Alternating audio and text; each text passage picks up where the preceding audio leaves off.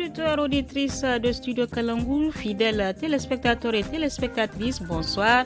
Merci de rester fidèles au programme de Studio Kalangu que vous recevez via son réseau de 52 radios partenaires répartis dans les 8 régions du Niger ainsi que les 6 télévisions partenaires.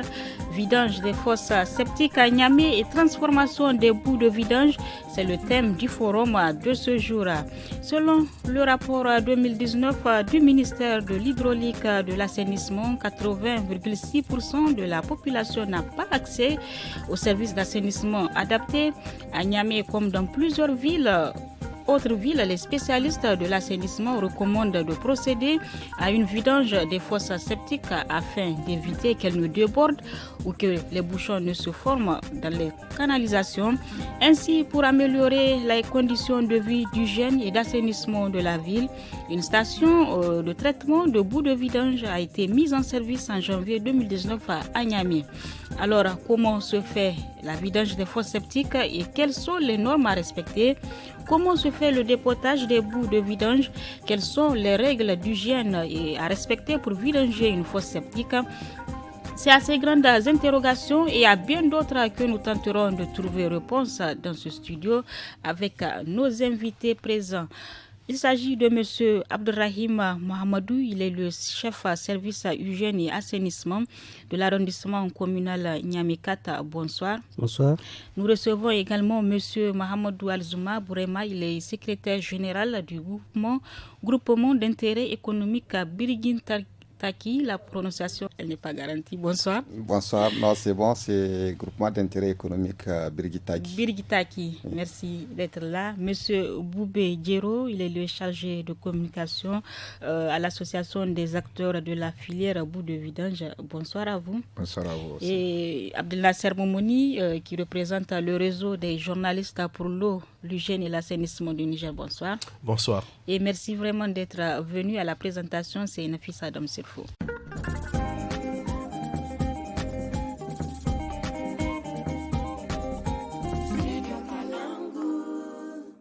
Bonsoir à tous et bienvenue. Je commence donc par vous, Monsieur Abdelrahim. La thématique de cette journée, c'est la vidange des fosses septiques et la transformation des bouts de vidange. Et qui dit vidange, qui parle de bouts de vidange, parle de l'assainissement. Comment vous prenez en charge cette question au niveau de votre institution? Ok, mais merci de m'avoir donné l'opportunité et de m'exprimer par rapport à la situation des vidanges des fosses. Oui. Et d'abord, les dispositions ont été prises par rapport à la situation des vidanges des fosses suite à un arrêté signé par les autorités de la ville de Niamey. Que dit cet arrêté? Et c'est une ordonnance 93-13 du 3 mars 93 réglementé par l'arrêté 57 du 5 juin 2020. Et un article 19 dans cet arrêté qui parle de la situation des vidanges de fosses. Un peu partout de la ville. Un peu partout et de la ville de Niamey. Oui. Donc, et entre-temps aussi, il y a d'autres dispositions qui ont été prises. Comme quoi? Par le recrutement des gardes sanitaires qui font la sensibilisation, disons, chaque jour que Dieu fait sur le territoire de la ville de Niamey. Comment ils procèdent à cette sensibilisation? Ils font le tour de la ville. Qu'est-ce qu'ils font concrètement? Et ils font le tour de la ville. Ils passent maison par maison. Parce que c'est des gardes sanitaires répartis par le groupe. Et ils sont chaque quartier, chaque arrondissement dispose de ses gardes sanitaires.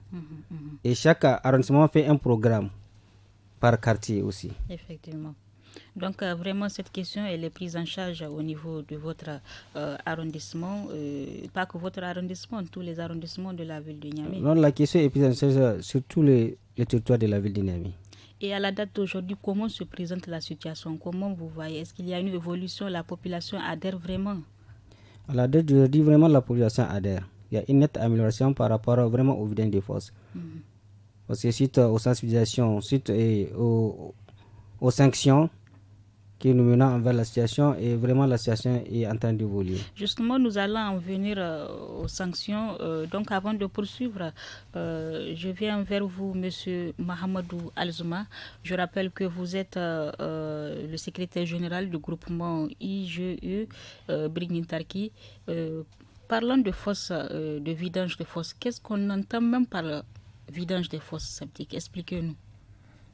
Merci de nous donner l'occasion aussi de nous exprimer par rapport à une activité que nous menons, qui malheureusement passe sous silence au niveau même de la chaîne économique du pays. Effectivement, la vidange de la fosse septique, c'est quoi d'abord la fosse septique? La fosse septique est un dispositif, un ouvrage de génie civil technique installé dans une résidence ou un site administratif ou professionnel qui est censé recueillir les eaux usées et issues des ménages.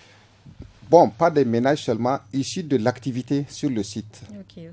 Donc, dans ce sens, les fosses ayant une capacité, avec le temps, et elles vont atteindre leur limite de capacité. Et en ce moment, il faudra forcément les vider.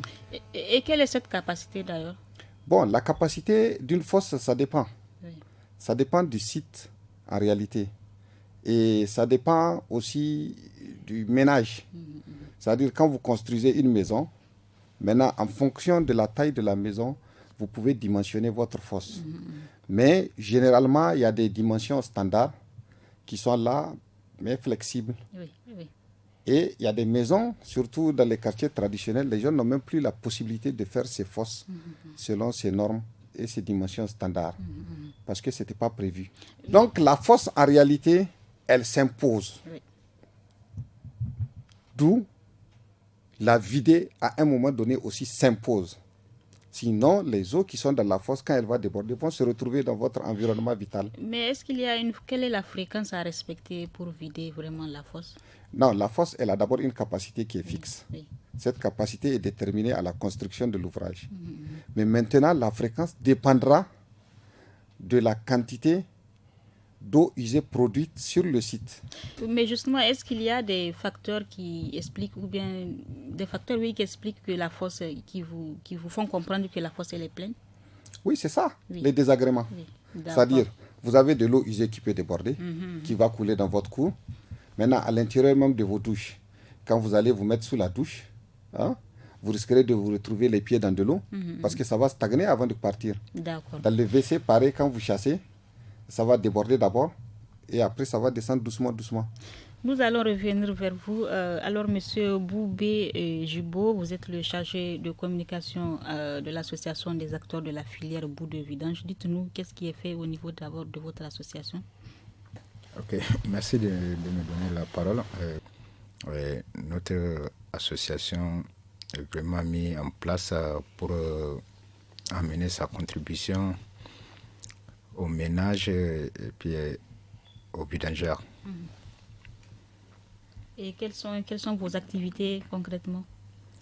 Nos activités, on a des camions. Donc, les camions ont leur propriétaire. Donc, on fait le travail en ville. Donc, vous avez des prestateurs qui font les vidanges dans les ménages et autres. Oui. Effectivement. Et donc, comment se passe même le travail? Comment se fait la vidange? Expliquez-nous. Bon, la vidange, on est là où on va se parquer. Les autres ont des bureaux. Donc, une fois qu'on nous appelle, on fait le déplacement pour aller sur le lieu et faire le travail. D'accord. Et donc, vous avez vraiment des appels de la population, comme l'a dit M. Abdourahim, à travers des sensibilisations, la population a changé de mentalité. À la date d'aujourd'hui, vous avez vraiment des appels de la population en nombre? Oui, la population a changé. Je peux dire que des fois on va même déborder, on ne sait même pas là où y aller, compte tenu des appels. D'accord. Et par jour, quel est le tarif, le coût? Le coût, bon, ça varie. Hein. Ça varie de combien?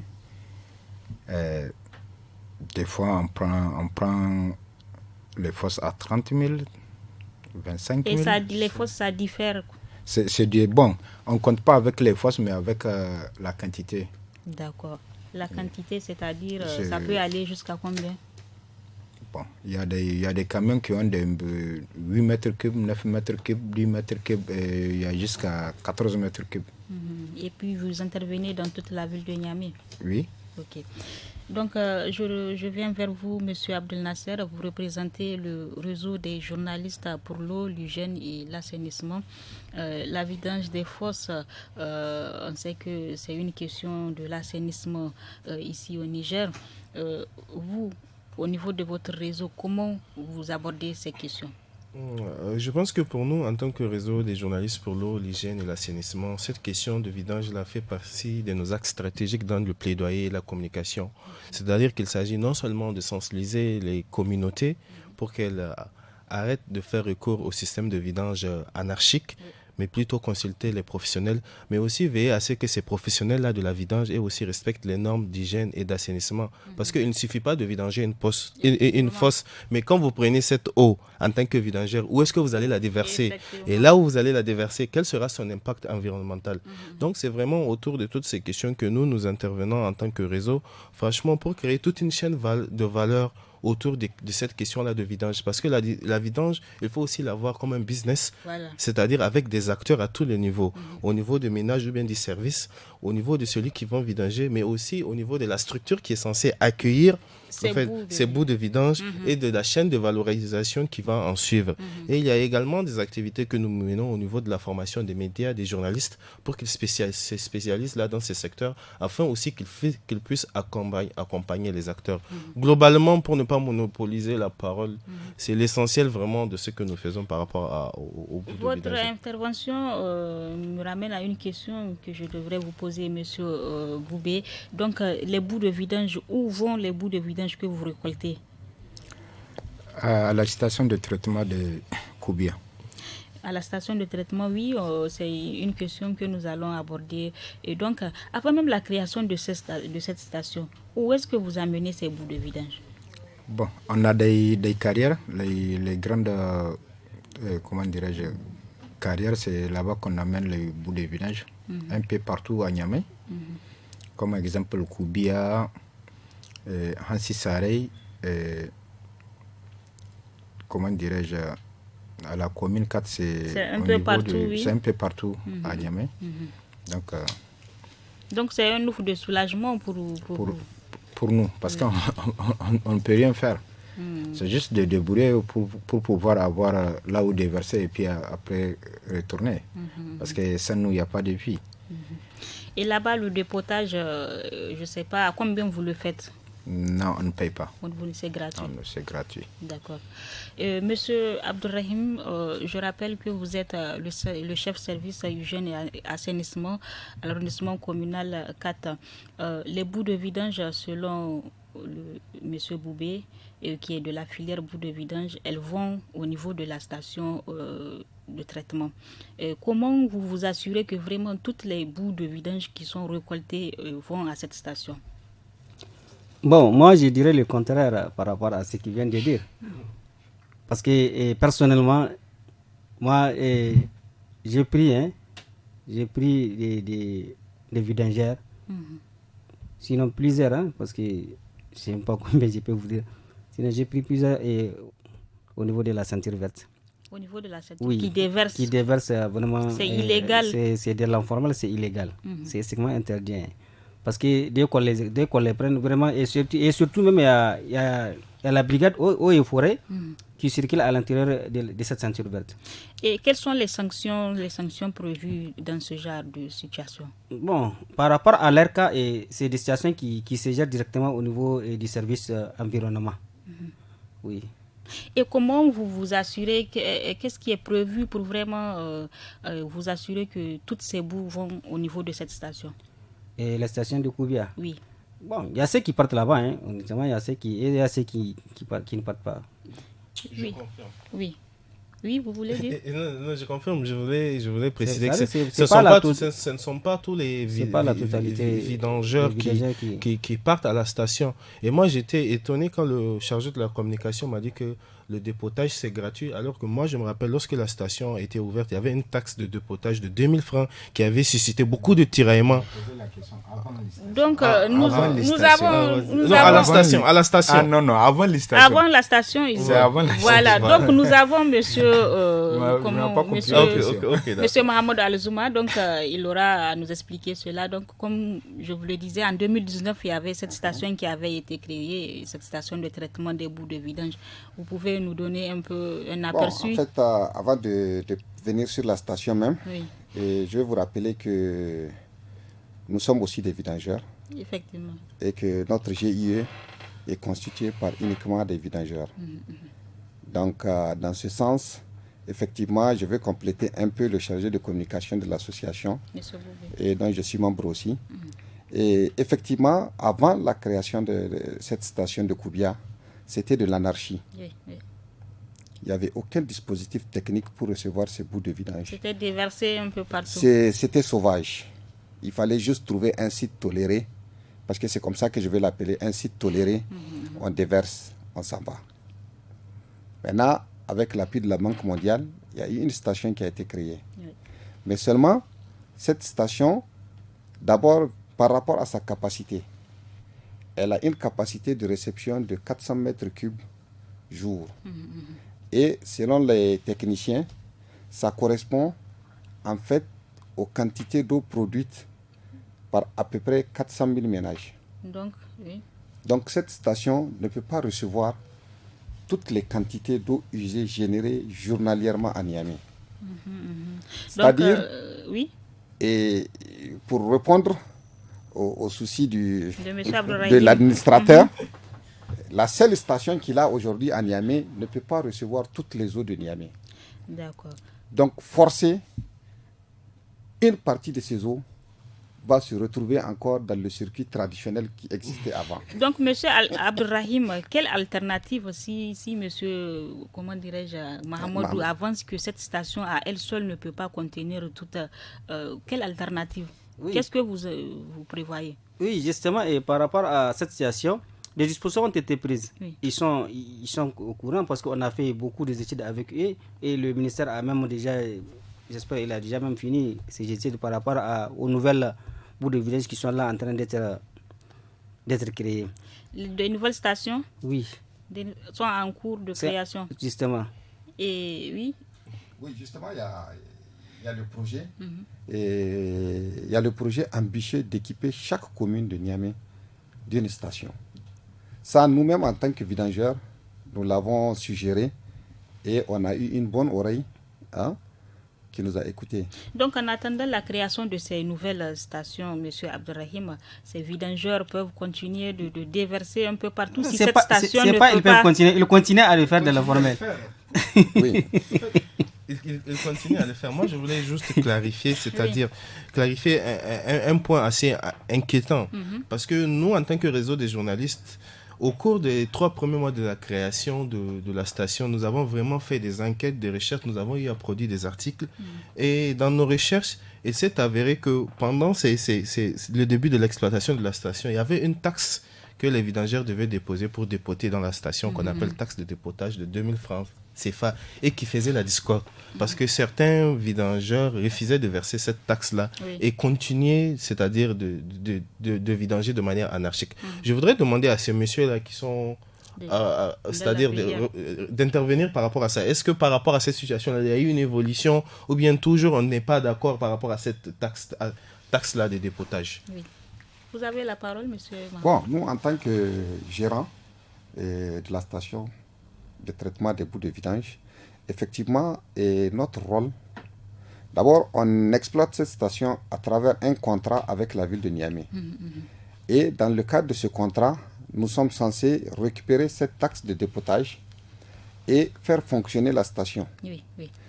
Et comme il l'a suggéré, il l'a dit, du moins constaté, effectivement, beaucoup de nos collègues, parce que je rappelle que nous sommes des vidangeurs aussi, beaucoup de nos collègues sont encore réfractaires quant à fréquenter la station et à payer la taxe de dépotage. C'est un fait qui existe. Bon, et nous et la ville, nous, on continue à faire la sensibilisation avec nos collègues. La ville, et elle aussi, a commencé à nous accompagner en reprimant souvent.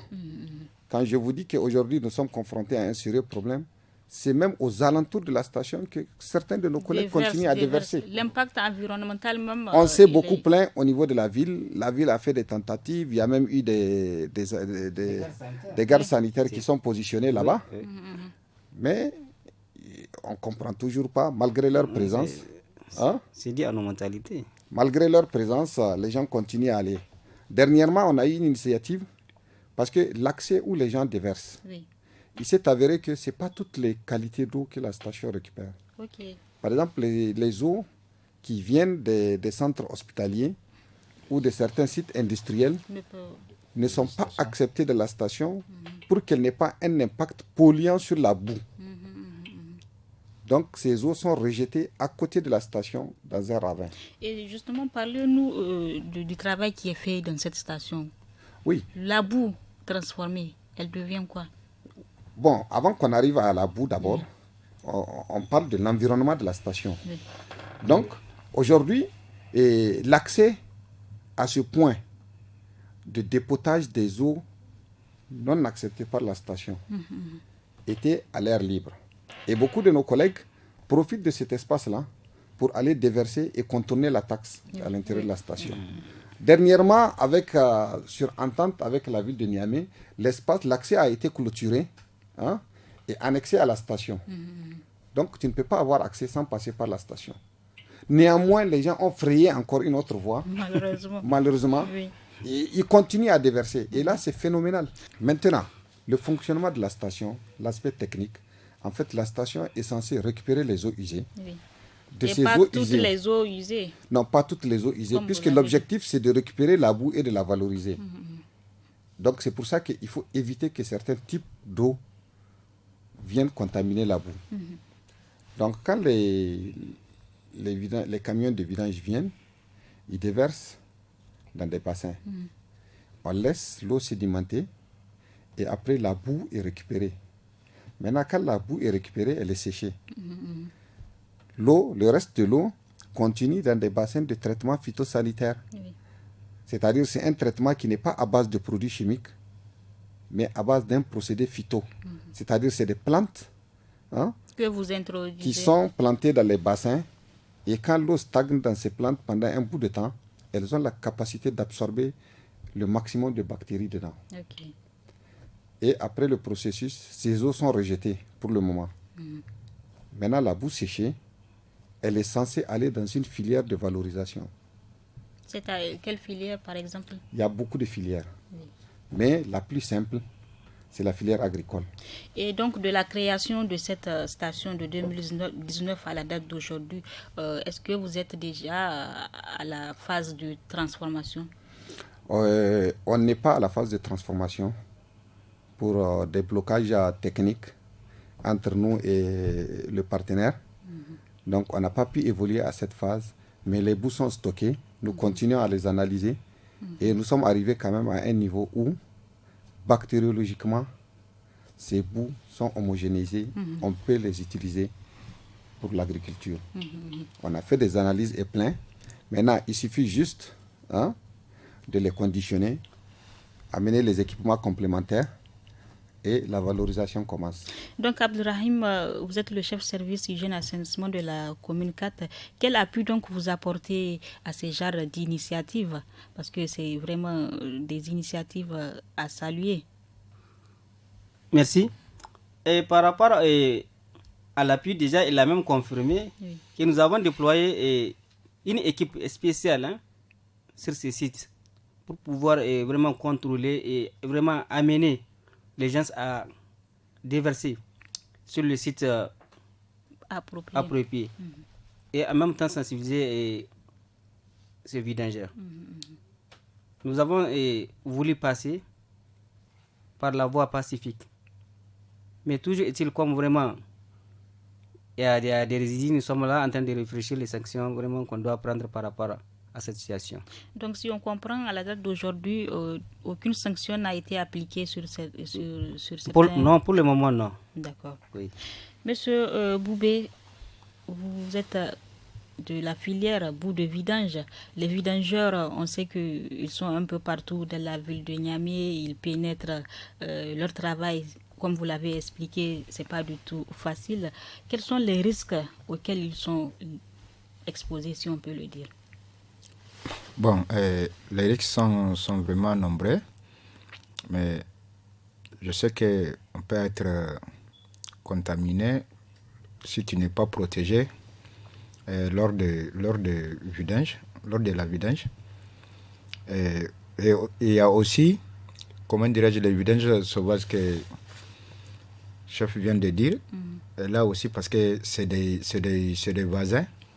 Peut-être tu peux tomber dedans parce qu'on a vécu le cas. Le camion même peut tomber dedans. Donc, c'est pour cela, nous, en tant que l'association de vidangeurs, on sensibilise les gens d'aller se déverser dans les stations. Mais en faisant même le travail de vidange, quelles sont les précautions que vous prenez, les précautions d'hygiène? Bon, on a des matériels de travaux, comme si des gants, des bottes, et puis avec des cache-nez. Donc c'est avec ça qu'on travaille. On a les tuyaux qui font le travail.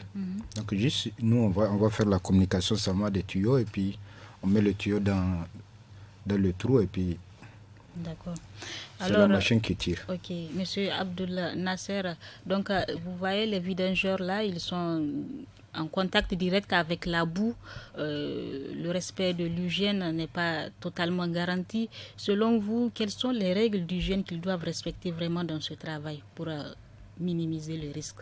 Moi, je pense qu'il y a tout un dispositif et des techniques au fait que les vidangeurs doivent mettre en place pour se protéger et qui sont même réglementées en matière d'assainissement. Mais il faut préciser que l'application de ces techniques n'est pas facile au regard du contexte local. D'abord, vous prenez certaines fosses septiques ne remplissent pas les conditions vraiment sur le plan technique. Donc c'est ça qui fait en sorte que parfois les vidangeurs se retrouvent dans des situations où il y a des vidangeurs qui tombent dans des fosses, ou bien il y a même des véhicules qui rencontrent des difficultés au fait, parce que parfois l'ouvrage même de la fosse septique dans sa construction, elle ne respecte pas les normes au fait en termes de génie civil, et c'est ça qui fait en sorte que l'exercice de la vidange n'est pas facile, et ça expose au fait les vidangeurs. Mais à la fois au niveau des vidangeurs, il y a tout un dispositif à prendre, parce qu'il y a d'abord ce qu'on appelle le kit du vidangeur qui doivent être constitué d'une tenue quand même qui assure la protection des parties visibles du corps humain et aussi des parties qui sont en contact avec la fosse, notamment la main. La main, c'est l'organe qui est en contact avec la fosse, donc elles doivent être protégées. Également les yeux, le corps, et également le vidangeur doit être équipé de bottes. Donc ça, c'est des dispositifs qu'ils prennent lorsqu'ils vont vers la vidange. Mais au-delà de ça, il y a aussi des kits dont ils doivent être munis, notamment des savons, des gels liquides, pour leur permettre de se désinfecter les mains au jour le jour, le quotidien. Parce que le vidangeur, c'est comme quelqu'un qui travaille dans un laboratoire où il teste des produits, au fait. Il est constamment exposé, donc il doit être muni au fait d'un dispositif pour faciliter son exercice vidange. Monsieur Mahamadou, est-ce que vraiment tout ce dispositif est respecté? Tout ce dispositif existe. Il est respecté et il n'est pas respecté. Expliquez-nous. Je vais vous expliquer. Parce que comme je vous dis, je le répète, j'ai la double casquette. Oui. Hein? Donc, je suis vidangeur. C'est-à-dire en ce sens où j'ai des camions de vidange. Et j'ai du personnel. Mais je vous dis, voilà, le chargé de communication, il est plus sur le terrain que moi. Mais nous équipons nos agents de bottes, de gants, de tenues, de cache-nez. Ça, c'est le minimum. Effectivement. Nous, propriétaires de camions, nous le faisons. Oui. Mais eux, sur le terrain, ils font autre chose. Parce qu'ils ne portent pas. Et selon vous, pourquoi? Et il y a deux aspects. Le premier aspect, c'est qu'ils ne sont même pas conscients de l'importance de cet équipement. On l'appelle les EPI, les équipements de protection individuelle. Parce que moi, camionneur, c'est de l'argent que je dépense pour mettre à la disposition, à ta disposition cet équipement. Mais si toi, tu penses que cet équipement-là, c'est même une contrainte de le porter, comment il faut faire? Tu vas chasser les gens? Ça sera 20. C'est 20. Donc, c'est en ce sens que eux, par exemple, peuvent être utiles avec la ville, en nous aidant à aussi sensibiliser nos personnels sur l'importance de ces EPI. Parce que quand le personnel va être vraiment conscient de l'importance de ces EPI-là, ils ne vont même pas travailler si nous ne mettons pas ça à leur disposition. Effectivement. Monsieur Boubé, vos agents vidangeurs qui sont sur le terrain, ils ne sont pas conscients des dangers auxquels ils sont liés? Pas tout le monde. Sans pour autant utiliser tous ces dispositifs? Pas tout le monde. Mais qu'est-ce que vous faites pour les conscientiser? C'est juste une sensibilisation, on ne peut rien faire. On ne peut pas sanctionner la personne. Ah oui. Parce que d'autres disent que ça les gêne même. Surtout même les gants, d'autres disent qu'ils ne peuvent même pas bien travailler. Bon, qu'est-ce que tu vas dire à la personne? Toi qui as acheté les gants, tu le sinon, moi je ne peux même pas toucher quelque chose sans les gants. Moi, là où je suis. Lui, il essaie, j'ai beaucoup travaillé avec lui. C'est inquiétant, c'est inquiétant. Nous allons donc marquer une petite pause avant de poursuivre ce débat.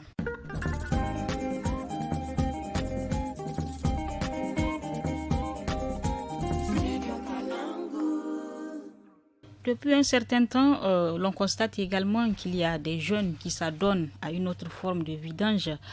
Leur matériel, on le voit, se limite à un seau, une pelle, une corde, une bouteille de pétrole, si on peut le dire. Et en l'absence de tout matériel de transport, ces jeunes, ils déversent les boues à la devanture des maisons tout près du lieu de collecte, le plus souvent même dans les rues ou dans les caniveaux. Monsieur Abderrahim, que dire sur cette pratique? Êtes-vous au courant de cette pratique? Par rapport à cette pratique, justement, nous ne sommes pas informés officiellement. Parce que c'est des tirages qu'ils font dans l'informel. Et ces genres de cureurs, nous les interpellons aussi. Nous les sanctionnons. Donc, c'est une situation que la ville n'accepte pas. C'est la situation que la ville n'a jamais acceptée. Est-ce que vous avez déjà eu à interpeller des jeunes? Oui, on a eu à interpeller beaucoup de jeunes par rapport à ce genre de curage manuel. Le curage manuel est illégal selon M. Abderrahim. Que pensez-vous, vous, M. Abdel Nasser du REGEA, de cette pratique? Je pense qu'au niveau du REGEA, ça fait longtemps que nous nous sommes fortement opposés au curage manuel. Oui. C'est-à-dire depuis tout le début, il y a 10 ans de cela, c'était une pratique contre laquelle on était contre, à l'époque où même il n'y avait pas assez de vidangeurs dans la ville de Niamey comme aujourd'hui. Parce que quand vous calculez l'impact environnemental de ce curage manuel-là, il est conséquent. Parce que ces jeunes-là, ils déversent ces eaux-là systématiquement dans un trou qui est refermé. Et en saison de pluie, c'est le curage manuel qui occasionne les épidémies de choléra. Parce que lorsque le trou est refermé et qu'il y a une forte pluie, ça peut transporter les eaux, les défections et les répandre dans les ménages. Donc c'est pour ça que depuis plusieurs années, nous avons attiré l'attention de ces jeunes-là qui pratiquent cette activité-là, d'aller vers le formel. Parce que quoi qu'il en soit... Par des personnes spécialisées. Parce que quoi qu'il en soit, ces jeunes-là, on comprend que pour eux, c'est de l'emploi. Donc leur dire systématiquement d'arrêter, c'est de mettre fin à leur gagne-pain. Et l'assainissement, c'est avant tout un business, je le disais tantôt. C'est une économie où à chaque étape d'intervention, il y a des acteurs qui produisent de la matière. Donc ces jeunes-là, il y a lieu de les orienter, de les former ou bien de les amener vers de l'association, de les mettre à la disposition de l'association et de créer une demande sur le marché pour leur permettre d'avoir tous les outils qu'il faut pour faire la vidange. Mais ce type de vidange-là, je l'ai dit tantôt, c'est formellement interdit et son impact environnemental et sanitaire, il est extrêmement conséquent. La vidange donc doit se faire par des personnes spécialisées. Monsieur Mahamadou, vous êtes les propriétaires aussi des camions. Est-ce que les vidangeurs que vous engagez, ils ont déjà reçu des formations? Bon, avant de répondre à votre question, je vais plutôt revenir sur l'aspect de la vidange artisanale. Oui. Bon, ironie de l'histoire. Hein? Aujourd'hui, en 2000, j'étais celui qui a créé le tombero.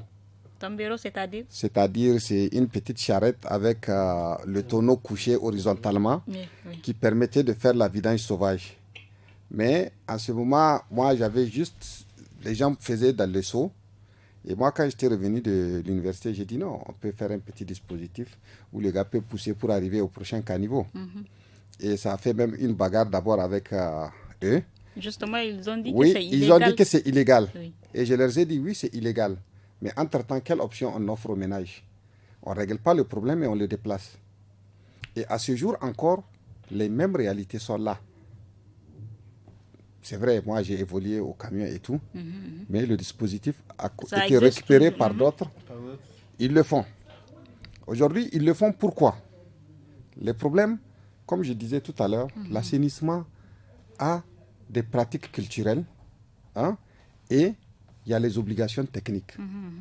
Donc ça, c'est des pratiques culturelles. Les gens, ils sont habitués à faire ça. D'abord, par la nature des fosses.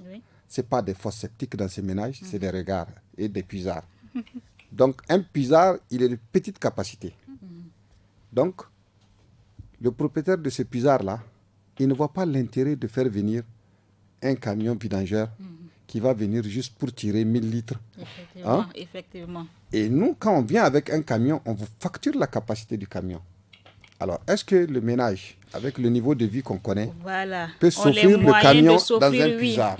Ça, c'est le premier aspect. Donc, c'est la raison pour laquelle la plupart des ménages font recours à ces ambulants. Voilà. Ça, c'est le premier aspect. Maintenant, le deuxième aspect, c'est que même là où il y a des fosses septiques dans les normes, vous comprenez, nos camions étant des camions usagés déjà en Europe, que nous récupérons ici, ces camions n'ont pas la possibilité d'aspirer toute la boue dans la fosse. Ces camions vont avec à peine 10% de boue dans leur capacité. Donc c'est à ce moment que ces jeunes procèdent au curage. Et quand maintenant, après 2, 3, 4 vidanges, parce que la boue continue à s'accumuler dans la fosse, la capacité de la fosse diminue, donc le ménage a besoin de curer la fosse. Et pour curer la fosse, nous, vidangeurs mécaniques, on préfère ne pas aspirer la boue avec nos camions. Donc, bien qu'elle soit illégale, cette pratique, elle a son importance. Elle s'impose. En réalité, elle s'impose. Oui, elle s'impose. Elle s'impose. Donc, qu'est-ce qu'ils font? Nous, on vient, on vide l'eau. Alors, le cureur manuel, il vient, il creuse un trou à côté de la fosse. Il rentre dans le trou. Hein? Il sort toute la boue qu'il déverse dans la fosse à côté. Souvent, on laisse même sécher 2-3 jours ouvert, ce qui est très dangereux. Hein? Et après, on referme avec du sable.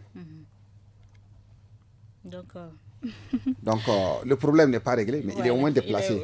Entre-temps, la fosse continue à être utilisée. Et parlant de vos agents vidangeurs, la formation, est-ce qu'ils suivent des formations? Ils ont déjà suivi des formations? Il n'y en a pas. Il n'y a pas une formation.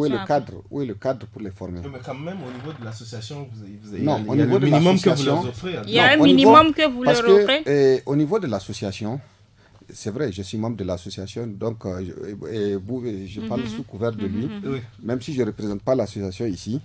Au niveau de l'association, il y a 2 catégories de membres. Il y a les propriétaires de camions et il y a les employés. Justement, pour ces besoins de sensibilisation, nous avons préféré être ensemble. Effectivement. Parce que si nous restons d'un côté, nous les lâchons de l'autre côté, c'est pas possible. On n'arrivera à rien. Ils sont là avec nous. Mais quand ils vont sur le terrain, ils font autre chose. C'est autre chose.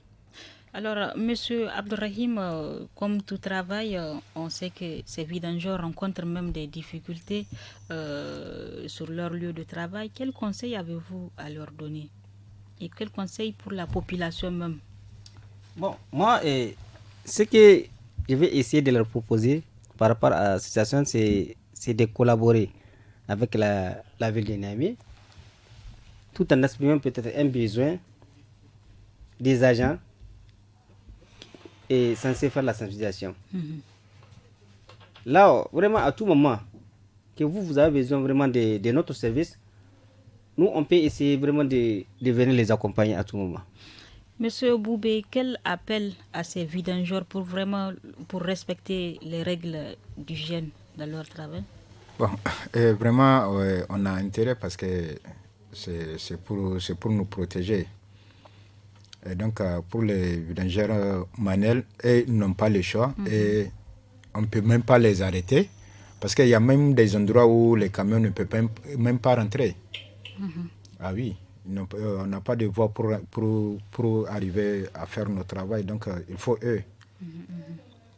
Alors, donc, le problème, c'est qu'on ne peut même pas leur dire aussi d'aller à la station parce que c'était loin. Dans les 5 communes, on n'a qu'un. Il y en a d'autres qui sont en cours de création comme oui, il y a d'autres qui sont en cours de création. La deuxième station, c'est à la rive droite. Alors, M. Abdel Nasser, de votre côté, on sait qu'il y a il y a des stations de traitement qui sont même en cours. Quelle alternative aussi à défaut de ces stations, selon vous? Pour moi, il n'y a pas d'alternative. C'est soit on veut faire, soit on ne veut pas faire. Si on veut faire des stations, il nous faut nécessairement. Si on veut faire de l'assainissement un secteur marchand, si on veut récupérer nos bouts de vidange, les valoriser, garantir un environnement sain aux populations de la ville de Niamey, il faut nécessairement aller vers la création des stations de bouts de vidange. Et je voulais insister pour dire que faire une station de bouts de vidange, ce n'est pas facile parce que le budget s'élève à des milliards. Et même la station dont on a à disposition, c'est la Banque mondiale qui l'a financée. Le monsieur à côté de moi a tantôt précisé par le biais du ministère de l'Hydraulique et de l'Assainissement. Oui, rapidement, nous sommes presque à voilà, la fin. mais ce que je voulais préciser, c'est qu'au Niger, c'est-à-dire c'est notre perception même de l'assainissement qui doit changer. On ne doit pas voir l'assainissement comme simplement un simple moyen d'assainir et de faire la propriété. Non, l'assainissement, c'est un secteur marchand. C'est-à-dire l'assainissement, c'est un commerce, c'est un business dans lequel on peut investir et avoir beaucoup de bénéfices. C'est un vrai secteur marchand. Donc, nous devons amener nos grands commerçants, nos grossistes à investir dans le secteur de l'assainissement, ce qui va permettre d'aller vers une industrialisation du secteur et pourquoi même vers la création des chaînes de valeur, de bouts de vidange et d'entreprises, c'est-à-dire locales qui vont gérer la chose. Parce qu'aujourd'hui, la seule station qu'on a, elle a été financée par la Banque mondiale qui est un partenaire international. Donc, il faut qu'on évolue vers la mobilisation des ressources endogènes pour nous permettre nous-mêmes de nous doter des infrastructures qui vont nous permettre non seulement de créer de l'économie, mais aussi de mobiliser des investissements au niveau local. Merci. Donc, je termine avec vous, M. Mahmoudou Alzouma Bourema. Vous êtes le secrétaire général de l'IGE Brigitaki. Donc, votre mot de fin, quel appel avez-vous à faire à ces vidangeurs, qu'ils soient manuels ou les spécialisés? Et aussi, quelles sont vos propositions vraiment pour une meilleure amélioration des conditions de travail de vos vidangeurs? Bon, moi, vous allez m'excuser, ce n'est pas à votre question que je vais répondre. Parce que la réponse à cette question, elle a déjà été un peu ébauchée. Mais moi, c'est plutôt un cri de cœur que je vais lancer à l'autorité. Oui, nous avons la chance d'avoir une autorité. Oui, j'ai une autorité en face. Hein? Nous leur mettons la pression, il sait. Mais l'assainissement, pour le moment, au Niger, est une fonction régalienne des villes. Donc, pour que ça devienne du business, comme ailleurs, il faut que d'abord la ville commence par prendre les textes officiellement pour déléguer cette activité. Tant que ce n'est pas fait, parce qu'aujourd'hui, nos camions vidangeurs, légalement, ne sont couverts par rien du tout. Vous comprenez? Parce que c'est une mission de la ville.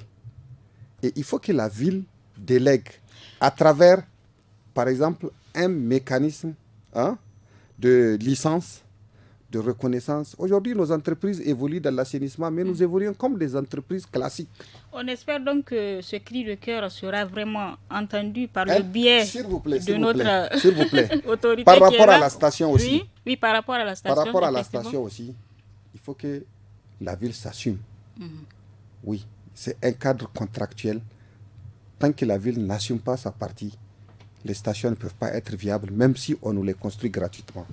Merci. Donc, on espère, comme je l'ai dit, que votre cri de cœur soit vraiment entendu par le biais de notre autorité qui est là. Et donc, la vidange des fosses septiques, elle est nécessaire pour tout ménage et pas que les ménages. Dans toute la société, elle est nécessaire et doit se faire régulièrement par des spécialistes de la question pour vraiment assurer un environnement sain et faire de l'assainissement une réalité ici au Niger. Et donc c'est ici que prend fin ce forum. Merci à nos invités présents dans ce studio, M. Abdurrahim Mahamadou, chef service hygiène et assainissement à l'arrondissement communal Niamey 4. Merci d'être venu. M. Mahamadou Alzoum Aboureima, il est le secrétaire général du groupement d'intérêt économique Brigitarki. Merci d'être venu. Monsieur Boubé Jibo, chargé de Guéro, autant pour moi, chargé de communication à l'association des acteurs de la filière bout de vidange, merci. Et enfin, Monsieur Abdel Nasser Moumouni du réseau des journalistes pour l'eau, l'hygiène et l'assainissement au Niger, merci aussi. À la présentation, c'était Nafisa Adam Sirfo, à la technique Issa Kalwali, à la vidéo Mustafa Ayuba. À très bientôt pour une nouvelle thématique sur le studio Kalangu.